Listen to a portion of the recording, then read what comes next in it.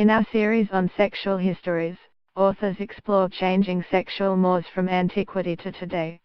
Like the anxious men who began excavations at Pompeii in the 18th century and discovered more about the ancient Italians than they had bargained for, such as phallic-shaped lamps, historians of sex are regularly confronted with case studies from the past that challenge their own ethics. Those who worked the streets of Pompeii and served clients in the brothels lived hard lives, yet many of the murals that survive depict the women as erotic and exotic. Murals from brothels and buildings that served as brothels, such as inns, lunch counters, and taverns, show fair-skinned women, naked, except for the occasional breastband, with stylized hair, in a variety of sexual positions with young, tanned, athletic men. The figures sport on beds that are sometimes ornate and festooned with decorative quilts. In buildings identified as brothels, the murals may have been intended to arouse clients.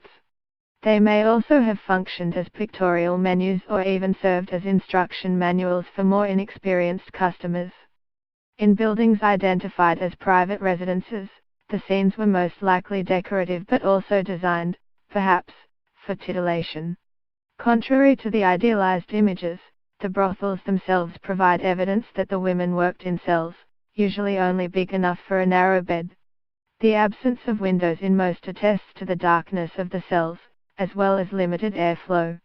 Excavations also suggest that the cells were usually without doors, which implies that the rooms may have been curtained.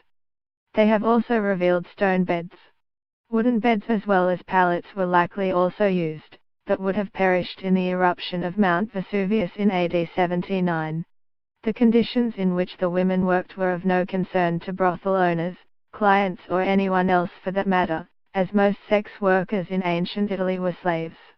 As the ancient attitude towards slaves was one of indifference at best, and violent disdain at worst, the lives of women were no source of empathy to those outside their class. The sex workers fulfilled a utilitarian function and nothing else.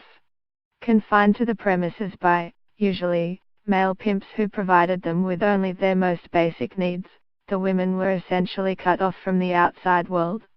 This rendered them vulnerable to the whims of both pimp and client alike.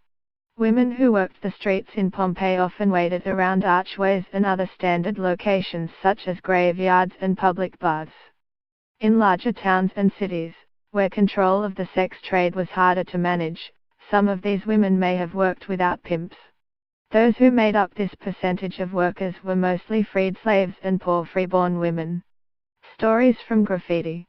The preservation of graffiti on the walls of Pompeii's buildings also provides historians with details of the sex trade. Most of it is extremely graphic. It includes information on specific services and prices, clients' appraisals of certain women and their abilities, or lack thereof, and some sexual advice. Some graffiti are straight to the point,